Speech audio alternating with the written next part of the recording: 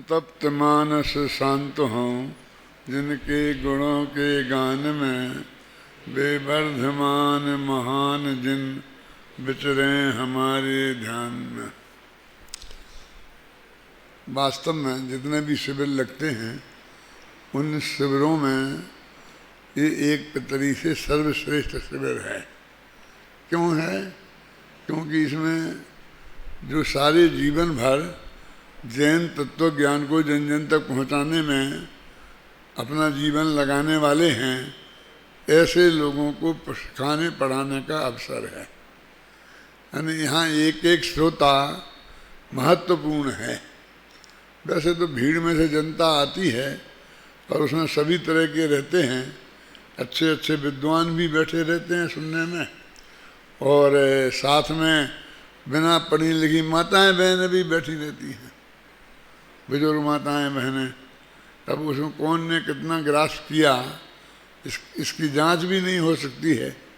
लेकिन यहाँ पर आप लोग जो भविष्य में पूरी समाज का मार्गदर्शन करने की बहुत बड़ी जिम्मेवारी आपके माथे पर है। अभी आप देखिए, हम 10 साल 20 साल पहले पे निगाह डालते हैं तो समाज में विद्वान धीरे धीरे खत्म होते जा रहे थे। क्यों? क्योंकि उनकी उम्र हो गई थी और नए विद्वान कहीं से बन नहीं रहे थे। ऐसी स्थिति में इंदौर में एक सम्मेलन हुआ था समाज के प्रमुख लोगों का, पूरी समाज के प्रमुख लोगों का, जिसमें महासमिति के अध्यक्ष महामंत्री, जिसमें तीर्थ क्षेत्र कमेटी के अध्यक्ष महामंत्री, जितनी जितनी बड़ी संस्थाएं समाज की हैं, सबके प्रतिनिधि मौजूद थे। और वहाँ इस बात की चिंता बहुत व्यक्त की थी कि पुराने बुजुर्ग विद्वान समाप्त होते जा रहे हैं और नए विद्वान बन नहीं रहे हैं, तो आखिर समाज का एक दिन क्या होगा। और वो ये चिंता वहाँ की व्यक्त की गई, लेकिन वो चिंता ही व्यक्त करके प्रस्ताव पास कर लिया, लेकिन कुछ 2 4 5 साल तक कहीं कुछ हुआ नहीं। और जब ये अपना महाविद्यालय खुला तो सब लोगों को बहुत उत्सुकता हुई, क्योंकि सबको एक समस्या थी कि विद्यार्थी नहीं आते थे, पढ़ाएं किनको। और सब विद्यालय आर्थिक कमजोरी के कारण बंद नहीं हुए, सबके पास बढ़िया बढ़िया बिल्डिंगें थीं, पैसा था, लेकिन विद्यार्थी नहीं मिलते थे। लेकिन जब अपने यहाँ विद्यार्थी आए और ज़्यादा ज़्यादा आने लगे तो वे लोग भी सब आके देखने लगे कि ये करते क्या हैं, कि इनके यहाँ विद्यार्थी आते हैं और हमारे यहाँ नहीं आते।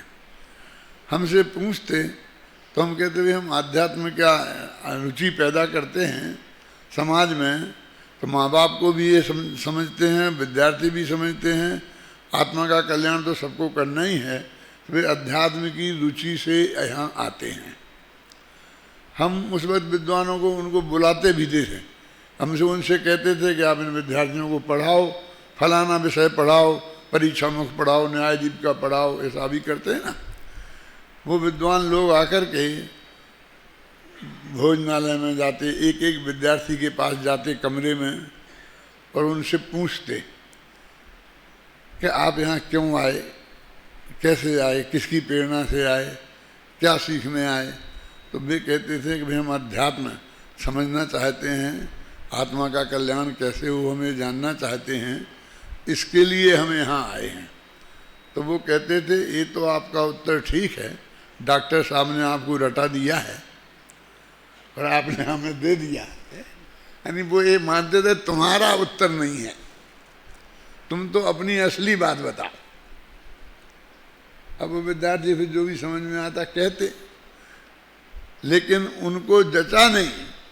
उन्होंने जाके जो रिपोर्ट लिखी अखबारों में, संपादकीय लिखे, उनमें ये लिखा कि वहाँ पर बढ़िया खाने पीने की व्यवस्था है, 2 सब्जियाँ बनती हैं, 1 दाल बनती है, रोजाना चावल बनता है, और सब व्यवस्था है, रहने की अच्छी व्यवस्था है, हर एक विद्यार्थी को एक टेबल है, एक कुर्सी है, एक लाइट।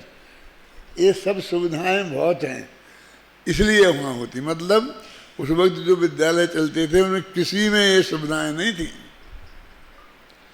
मैंने जाके वहाँ देखा है कि शांति जी आप लोग नीचे टाट बिछा देते थे, उस टाट पे ही वो विद्यार्थी सो जाते थे, वहीं उनका एक बक्सा रखा रहता था, और एक हॉल में 50 विद्यार्थी एक साथ रहते थे, और एक तख्त डला रहता था, उस पर मास्टर जी लेटे रहते थे, मतलब उनकी देख रेख करने वाले।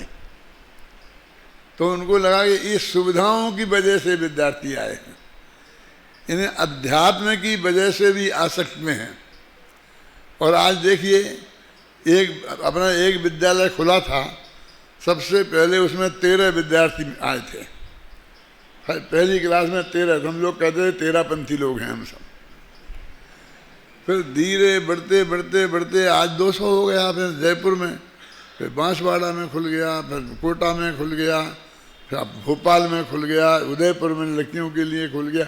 मेरे कहने का अर्थ ये है कि इतने लोग समाज में से आने लगे, और अभी भी बहुत विद्यार्थी वापस जाते हैं और हम उन्हें भर्ती नहीं करते।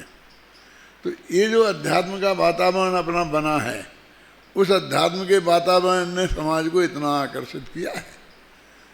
वे समझते कि अध्यात्म के वातावरण में क्या दम है।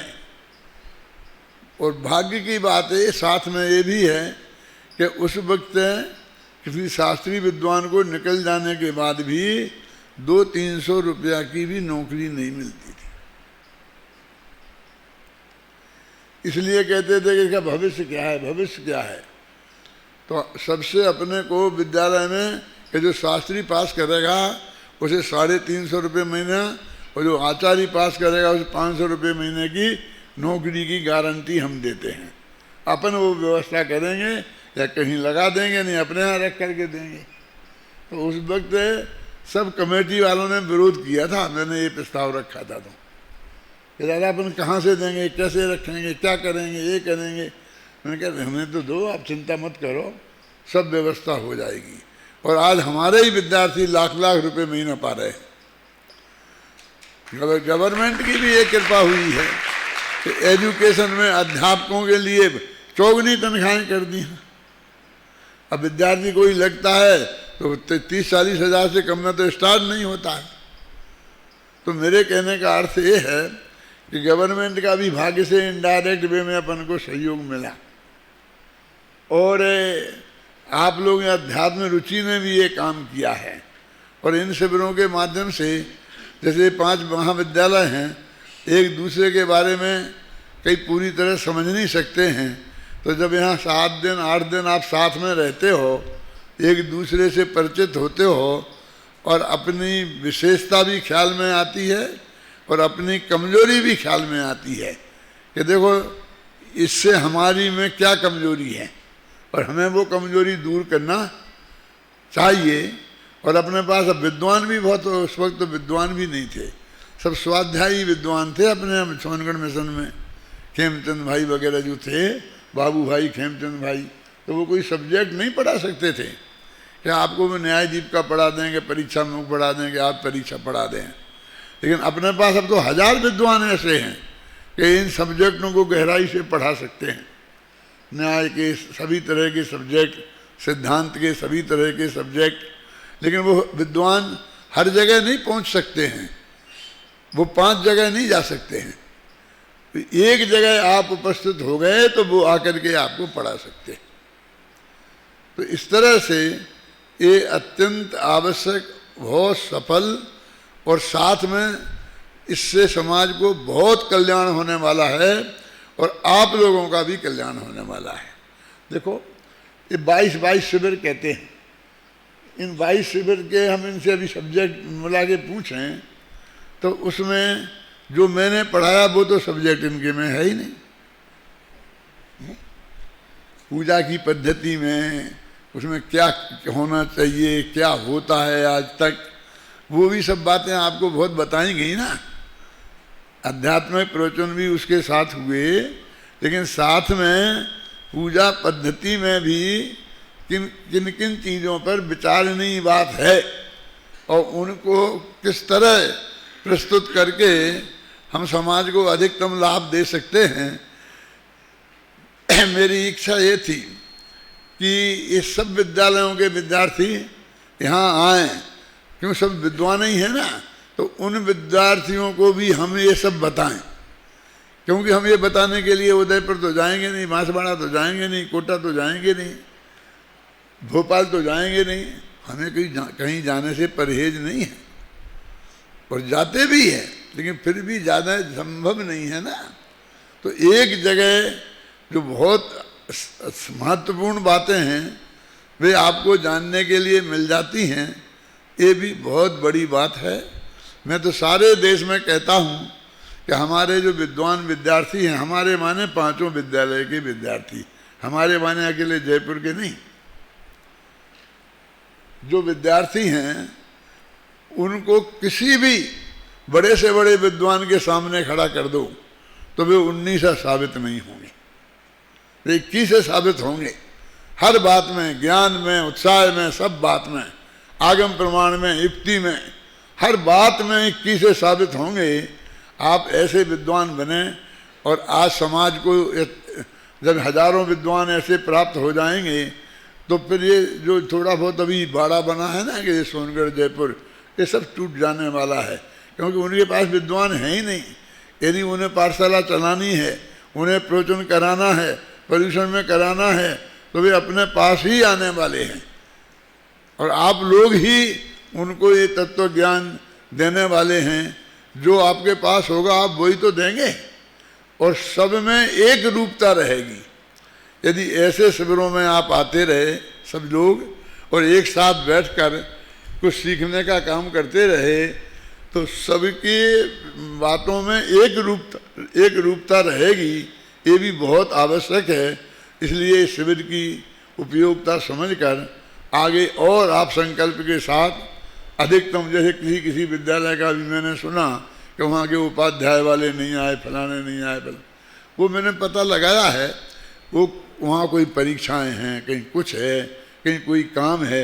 अपने विद्यालय के लोग भी तो 1-2 दिन कॉलेज को अनिवार्य रूप से जाना पड़ा था ना, तो वो कोई नहीं आना था इसलिए नहीं आए, ऐसा नहीं है। वो कोई परिस्थिति बस वे यहाँ नहीं आ सके हैं, ऐसा है।